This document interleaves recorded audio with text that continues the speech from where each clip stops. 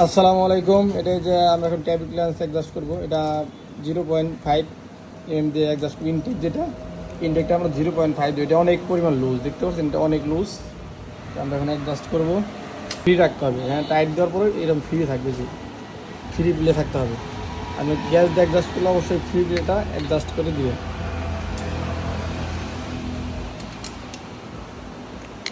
দেখেন এই যে ইজি, একদম স্মুথলি এটা বাইরে গেছে। এটার ভিতরে আপনার 0.6 এক্সজস্ট, ইনটেকলো 5, 0.5 আর 0.6। দেখেন এটা কী পরিমাণ লুজ, দেখছেন অনেক লুজ এটা।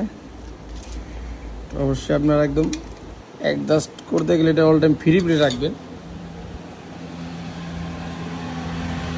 দেখাচ্ছি,